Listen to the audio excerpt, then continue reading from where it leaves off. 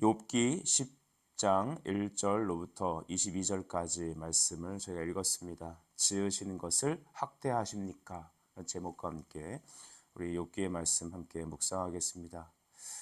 우리의 삶의 이유는 무엇일까요? 라는 질문을 우리는 종종 해보죠.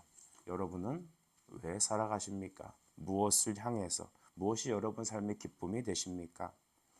행복을 위해 살아가는 것이라면 인생에는 그리 행복하지 않은 날이 많은 것 같습니다. 잠시 반짝거리는 섬광 같은 작은 웃음, 작은 잠깐의 기쁨들이야 있겠지만 내게 남은 날들이 오늘 욥의 말과 같이 22절 후반에 보면 광명도 흑암 같으니이다 라고 했습니다. 그렇습니다. 주님 우리 떠나시면 주 우리 안에 계시지 않으면 우리에게 있는 광명조차도 어쩜 흑암과 같습니다. 이 말이 그대로 맞을 것입니다. 산 소망은 누구신가? 예수 그리스도이십니다. 할렐루야. 여러분 우리의 산 소망 예수이십니다. 이 땅에 있는 것으로 기쁨을 삼지 맙시다. 우리의 산 소망은 히브리서 12장 1절에 있는 것처럼 우리에게 구름같이 둘러싼 허다한 증인들이 우리에게 있습니다. 그러니 모든 얽매이기 쉬운 죄를 벗어버리고 우리 앞에 있는 믿음의 주 온전하게 하신 예수 그리스도 그분을 향해 전진하는 그에 의하여 힘을 내는 이 아침이 되길 간절히 바랍니다. 욥은 칠흑 같은 어둠과 고난 속에서 하나님 앞에 또다시 나아가 기도합니다. 3절을 우리 보실까요? 주께서 주의 손으로 지으신 것을 학대하시며 멸시하시고 악인의 꾀의 빛을 비추시기를 선히 여기시나이까? 라고 했습니다. 악인의 꾀 이렇게 등장하죠. 빛을 비추시기를. 이 말은 악인이란 말 자체는 바로 특별한 범죄자를 말하는 것이 아니며 그것은 세상 곧 하나님을 부인하는 불신의 사람들을 말하죠. 욥이 그때 자신에게 대한 하나님의 처사, 지금 나에게 일어나고 있는 이 모든 재난과 환란이 불공평하다라고 여기는 것입니다. 그렇죠. 과거에 자기가 생각했던 악인에 대한 판단은 악한 자에게만 이런 재난이 온다고 여겼지만 나는 그런 악한 행동을 하지 않았는데도 내게 이런 일이 일어나는 거 보니 하나님의 자기에 대한 처사는 공평하진 않다라고 여겼습니다. 그리고 하나님께 이렇게 나가서 기도합니다. 하나님, 사람들이 저의 처지를 보면, 특별히 세상이 저의 처지를 보면, 믿지 않는 자들이 제가 당하고 있는 이 환란과 재난을 보면 오히려 기뻐하지 않을까요? 라고 하며 그는 탄식하고 있습니다. 여러분, 욥의 이 탄식은 불신앙의 탄식이라고 보긴 좀 어렵죠. 사람들이 하는 말이 내 하나님이 어디 있길래 너는 맨날 그 모양이냐 라고 하는 이 비난 속에 욥은 자기의 인생의 깊은 한숨을 내쉬는 것입니다. 어쩌면 우리 신자들도 세상을 살면서 하루하루의 이 버거운 삶에 깊은 한숨을 내쉴 수 있습니다. 여러분 인간이라서 그렇습니다. 하나님께 하나님 나는 왜 이렇게 살아요? 라고 질문할 수 있습니다. 그것마저 잘못된 것은 아니죠. 그런 말도 할 수 있는 건 못하는 건 아닙니다. 인간은 연약한 육신이기에 자기의 당면한 상황을 놓고 깊은 탄식을 할 수 있습니다. 저는 오히려 욥과 같이 그것을 하나님 앞에 나와 쏟아넣는 것이 맞다고 믿습니다. 물론 이스라엘 백성과 같이 광야에서 이스라엘 백성과 같이 하나님을 부정하고 불평하고 또한 대들고 그러라는 것이 아니죠. 하나님을 믿지 않고 불신앙적으로 여러분 하나님을 원망하라는 말은 아닙니다. 다만 우리의 처해진 상황을 하나님 앞에 떼어놓는 것입니다. 여러분 하나님 앞에 우리가 못 내놓을 게 어디 있습니까?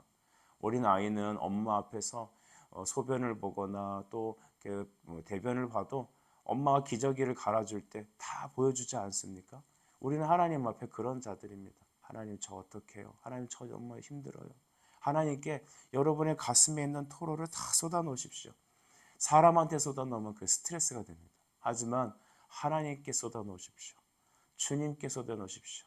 너 예수께 조용히 나가 내 마음을 내려놓으라.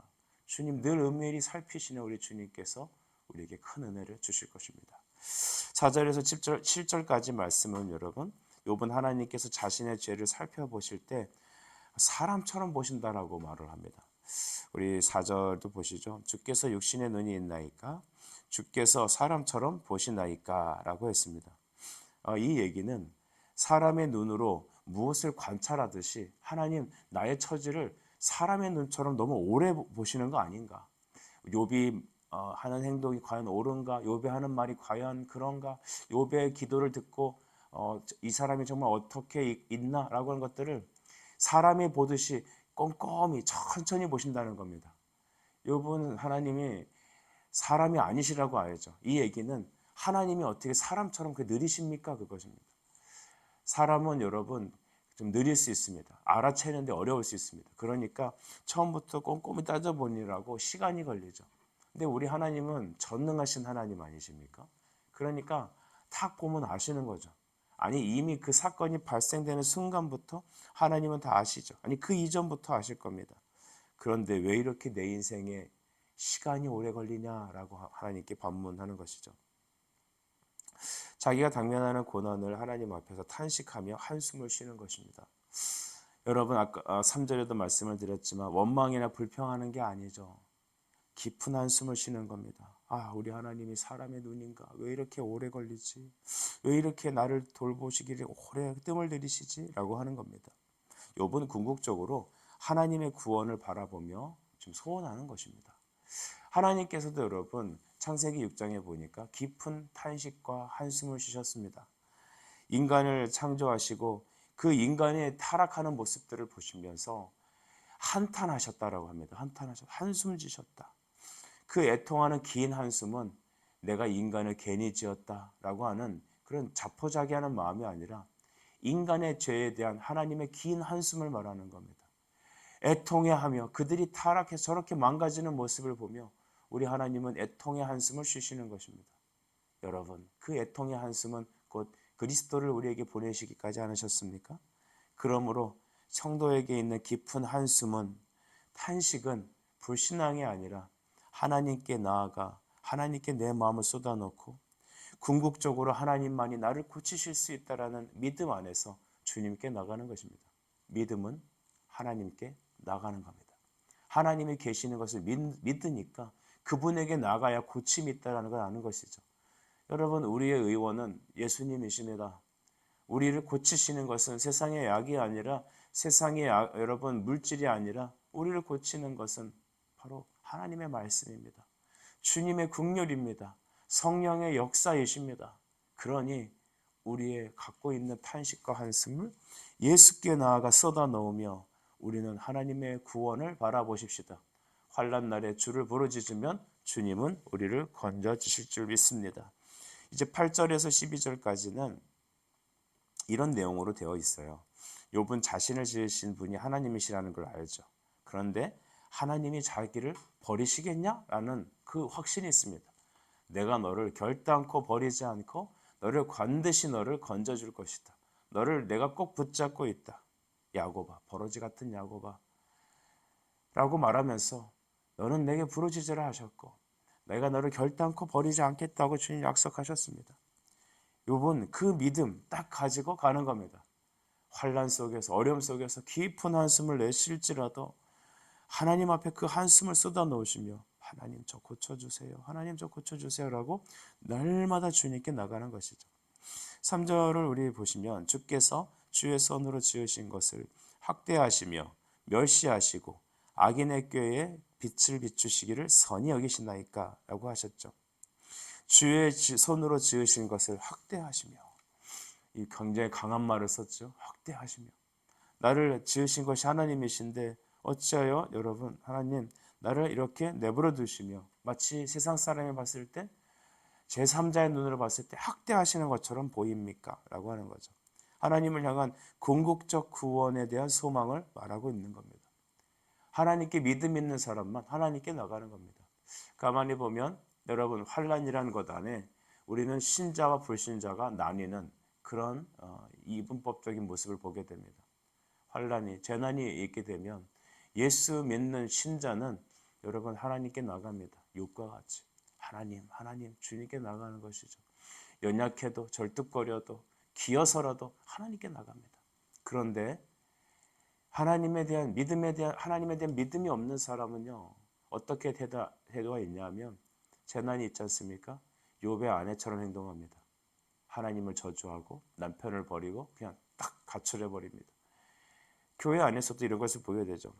교회에 이제 어려움들이 생기면 많은 교회들이 성도들이 떠납니다. 교회는. 근데 믿음을 향해서 기도하며 나아가며 말씀을 쫓아가는 사람이 있는가 하면 아예 신앙 자체를 접어버리는 사람이 있습니다. 그들에게 물어봅니다. 왜 교회를 안 나가십니까? 왜 교회를 떠나셨습니까? 라면 누가 이렇게 행동했기 때문에, 누가 나에게 상처를 줬기 때문에, 나는 교회가 불합리하다 여기기 때문에 난 교회를 안 갑니다. 물론 그 부분에 대해서 많은 분들은 빛을 비추지 못한 크리스천들과 교회에 대해서 힐난납니다. 틀린 말은 아닙니다. 그런 원인을 제공하지 말았어야죠. 하지만 그런 원인이 있다고 해서 결과론적으로 교회를 떠나고 그리스도를 부인한다면 그는 처음부터 믿음이 없는 것이죠. 여러분, 교회 안에 하나님을 믿는 선자들이 있고 교회 안에도 불신자가 있기 마련이죠. 여러분, 그것을 깨달아야 합니다. 내 자녀가 교회 다닌다고, 내 가족들이 지금 예수 믿는다, 하나님에 대해서 알고 있으니까 그가 불신자가 아니라고 생각하십니까? 아닙니다. 예수 그리스도를 믿는 것은 교회 다니는 것이 아니라 교회 안에서 말씀을 듣고 반응한 겁니다. 환난 가운데 우리에게 이 양분법적인 문제가 생기죠. 이 양면의 모습이 보입니다. 그리스도를 쫓아가는가 아니면 그리스도를 부인하는가. 여러분은 어느 위치에 있습니까? 바로 없긴데 우리 사랑하는 자녀들과 성도들이 어떠한 환난과 어려움이 있더라도 예수께로 날마다 나아가길 바랍니다. 주께로 더 가까이, 어려울수록 주를 더 가까이, 하나님을 가까이 하시면 하나님도 여러분을 사랑하시며 가까이 하실 것입니다. 8절을 넘겨 보겠습니다. 같이 읽어볼까요? 시작. 주의 손으로 나를 빚으셨으며 만드셨는데 이제 나를 멸하신나이다. 주님이 나를 빚으셨습니다. 나는 당신의 형상으로 만들어졌습니다 라는 것이죠. 창세기 1장 26, 27절 우리의 형상으로 우리가 사람을 만들어 라고 했습니다. 하나님의 형상, 그의 인격과 거룩함과 어떠함으로 우리를 지으셨습니다.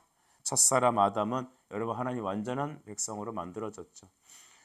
여러분 칼바르트라는 어떤 신정통주의자 같은 신학자들은 인간이 처음부터 죄인이었다라고 얘기합니다. 즉 어떤 특별한 은혜가 필요한 것이 아니라 그냥 일반론적 은총 안에서 우리가 그냥 선한 하나님의 존재, 처음에 완전한 하나님의 선한 존재가 아니라 그냥 인간은 처음부터 그런 죄성을 갖고 있다고 말하는 것이죠.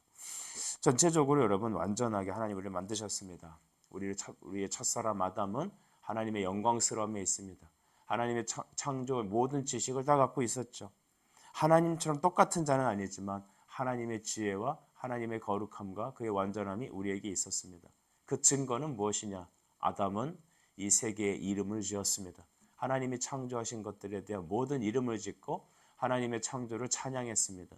두 번째, 그는 옷을 입고 있지 않아도 부끄러움이 없었습니다. 죄에 대한 지식이 없었죠. 그 두 가지 이유만으로도 아담은 완전한 하나님의 사람이었죠. 그런데 여러분, 오늘날 우리의 타락한 우리 형상 안에서는 그 하나님의 완전한 모습을 발견하지 못합니다. 그래서 우리는 우리의 그 현재 모습을 애통해하면서 하나님께서 우리를 새롭게 빚으실 그 완전한 모습에, 영화로운 모습에 이르기까지를 힘써야 될 것입니다. 그래서 하나님은 세상의 모든 것들 대신에 인간을 특별하게 취급하시죠. 여러분, 하나님이 우리를 얼마나 특별하게 취급하시는지 아십니까? 온 세상을 다 여러분 하나님은 주셔도 인간 하나만 바꾸지 않습니다. 인간을 창조하실 때 맨 마지막 날 창조하셨다는 것을 기억하세요. 그것은 인간 창조를 위해서 세상을 창조하신 겁니다. 인간을 창조해서 특별히 교제하시며 우리에게 영광을 받으시고 우리 예배를 기뻐 받으시려는 그 하나님의 목적이 창조 안에서도 드려져 있습니다. 그러므로 욥은 하나님이 나를 이렇게 완전하게 지으셨기 때문에, 물론 욥은 죄한 중에 태어났지만 인간 자체는 하나님이 빚으셨기 때문에 소망을 가지게 되는 겁니다. 그렇지, 나를 하나님이 만드셨지. 내 태어난 것은 운명론적으로 잘못된 것이고 정말 내 부모는 나를 실수로 낳았고 내 인생은 망쳤고라는 비관론적이 아니라, 그렇지, 하나님은 완전하신데 그분이 나를 만드셨지. 나를 만드신 하나님께서 내가 그에게 나아가면 나는 고침을 받겠지. 내가 그리스도에게 나아가면 하나님 나를 완전하게 빚어주시겠지. 그 소망으로 하나님께 나가는 겁니다. 나를 창조하신 그분에게 나아가는 것. 여러분 이것이 가장 지혜로운 것 아닐까요? 그러므로 하나님의 아름다움을 묵상하는 사람은 바로 인간의 가치를 깨닫게 됩니다. 많은 여러분 인문주의자들과 여러분 세상의 학자들은 인본주의, 휴머니스트를 강하게 세우려고 합니다. 오늘날 많은 영화들의 주제는 무엇입니까? 여러분 그것은 국뽕에 차 있고 또한 인간의 고결함에 대해, 인간의 가치에 대해서, 인간의 가능성에 대해서 많이 영화를 만듭니다. 그렇지만 그 모든 예술과 문화들 보면 인간의 가치에 대해서 높이지만 인간을 높이게 되면 드러나는 게 뭐냐면 죄성과 악함밖에 없습니다. 그래서 여러분 인간의 고결함을 깨닫기 위해서, 인간의 회복을 위해서는 어떻게 해야 될까요? 하나님을 높여야 되는 겁니다. 하나님을 묵상하고 그를 영화롭게 하면 인간은 여러분 자동적으로 하나님의 영광을 깨닫게 되고 빛을 받는 것이죠. 우리 인간은 스스로 빛을 드러내는 존재가 아니라 하나님의 빛이 우리 안에 거할 때 그 빛이 반사되는 존재죠. 그래서 인간의 아름다움을 여러분 깨닫기를 원한다면 하나님의 아름다움을 묵상해야 합니다. 예수 그리스도를 만나서 온전하게 변화되어야 합니다. 말씀 속에서 주님의 영광을 묵상할 때 우리 인간은 가장 영화롭게 됩니다. 하나님이 영화로울 때 인간이 가장 고상합니다. 자신의 소중함을 깨닫기 원하는 사람들이 많습니다. 자기의 기쁨을 위해서, 자기 행복을 위해 살아가는 사람들이 있습니다. 그렇다면 하나님을 영화롭게 여기십시오. 하나님께 예배하십시오. 하나님을 묵상할 때 인간은 가장 영광스럽습니다. 시편 8편 4절과 5절에 이렇게 써 있죠. 사람이 무엇이기에 주께서 그를 생각하시며 인자가 무엇이기에 주께서 그를 돌보십니까? 그를 하나님보다 조금 못하게 하시고 영화와 존귀로 관을 씌우셨나이다. 아멘. 우리가 고난 중에도 소망 가질 수 있는 이유는 무엇입니까? 바로 우리를 지으신 하나님을 묵상할 때 우리는 환난과 핍박에도 이기고 주님의 나라에 나아가게 되는 것입니다. 13절 말씀도 보실까요? 그러한데 주께서 이것들을 마음에 품으셨나이다. 이 뜻이 주께 있는 줄을 내가 아나이다 라고 했습니다. 여기서 13절 이것들이란 내용은 14절부터 17절까지 있는 내용이죠. 하나님은 욥이 범죄한 때에도 그가 혹시 외로울 때에도 계속적으로 재난을 주실 거라고서 재난을 주실 것을 얘기하고 있는 거죠. 그가 의로울 때에도 때로는 범죄할 때도 상관없이 계속 욥에게 이런 재난이 유지될 거라고 욥은 말하고 있는 겁니다. 우리가 좀 착하게 살고 우리가 선함으로 돌아오면 하나님은 좀 우리 환경을 바꾸시고 좋게 해줄 것이라는 생각이 들지만 욥은 반대로 얘기합니다. 내가 이러든 저러든 하나님은 나에게 예정된 일들을 계속 하실 것이다. 하박국도 비슷한 얘기를 하죠. 주께서 이 수년 내에 주의 부흥을 허락해 달라고 기도합니다. 그 부흥이라는 것은 교회의 부흥을 말하는 게 아니라 하나님의 심판을 말하는 겁니다. 심판이 하나님께서는 이미 작정하셨기 때문에 심판을 내리실 것입니다. 다만 좀 긍휼히 여겨 주십시오라고 하는 게 욥의 하박국의 기도였죠. 욥은 이것들을 알았습니다. 이것들이 마음에 품으셨습니다. 그러니까 하나님의 품으신 마음은 뜻하신 것은 반드시 이루신다는 것을 욥은 깨닫는 것입니다. 내가 범죄해도 때로는 내가 의로워도 상관없이 하나님은 계속 이 재난이 흘러간다는 겁니다. 우리가 여러분 하나님께 열심을 내서 나아가고 해들지라도 하나님의 뜻이 당분간 이 재난이 유지될 거라고 여겨주신다면 우리의 죄 아무리 발버둥친 노력이 있더라도 이 재난을 이겨낼 수가 없습니다. 그러니 주님이 주시는 환난과 재난이라면 여러분 그것을 묵상해야 합니다. 고난을 그냥 빨리 벗어나기만 하려고 안달을 하는 것보다는 그 환난 속에 주님께 은혜를 구하며 지혜롭게 그 고난의 의미를 여러분 묵상해야 합니다. 그래서 하나님께서 왜 나에게 이런 레슨을 주시는지에 대해서 깊이 알아야 합니다. 자세히 보면 우리의 교만을 깨뜨리시기 위해서 하나님 행하시는 일들은 참 많습니다. 어떤 사람은 참 고집이 세요. 그러면 그 고집을 깨뜨리기 위해서 하나님은 인생에 많은 연단을 주십니다. 어떤 사람은 쉽게 주님께 돌아오지 않아요. 그러면 돌아올 때까지. 그래서 바오라 내가 내 말을 거역하는 것이 마치 그 말이 뒷발로 가시채를 차는 것 같다라고 했습니다. 계속해서 뒷발질을 할 때 인생을 향하여 하나님을 향하여 주의 뜻을 향하여 계속 뒷발질을 하고 고집 피우면 그 고집 피우는 발길질은 어디로 향할까요? 가시채를 향하는 겁니다. 그래서 하나님 납작 엎드릴 때 그때야말로 하나님의 은혜가 임하는 것입니다. 여러분, 환난이 많습니다. 연단이 많습니다. 그것은 우리의 체질을 아시는 주께서 우리를 깊이 연단하셔서 다루셔서 우리를 주께서 쓰시기 합당한 그릇으로 세우기 위한 것입니다. 빨리 깨닫고 엎드리는 게 답입니다, 여러분. 진짜 그것이 답입니다. 그래서 14절 17절은 욥의 원망이 아니라 하나님을 향한 기도죠. 욥은 자기 고난의 문제를 가지고 기도합니다. 어려운 문제, 고난의 문제를 안고 현실 그대로 하나님께 아뢰는 것이죠. 여러분도 우리 모두가 이런 영적 지혜가 있으면 좋겠습니다. 고난의 문제가 있으면 그것을 기도로 바꾸는 영적 지혜가 있어야 합니다. 풀기 어려운 고난의 문제를 안고 씨름하기 이전에 현실 그대로 그 날 것 그대로를 하나님께 아뢰십시다. 그리고 하나님의 주권을 믿는 겁니다. 하나님은 절대적으로 이 일의 해결자시다. 문제 해결사는 하나님께 있습니다. 우리 머리 막 굴리면서 이것저것 알아보고 할지라도 결과론적으로 구원을 이루시는 분은, 문제를 해결하시는 분은 하나님이십니다. 여러분, 이 사실을 우리 알기 바랍니다. 주께서 살아계심을 아는 사람마다 하나님께 나아가 기도할 것이죠. 난관과 불가사의한 점을 그대로 솔직하게 내어놓고 주께 해결받기를 원하십시다.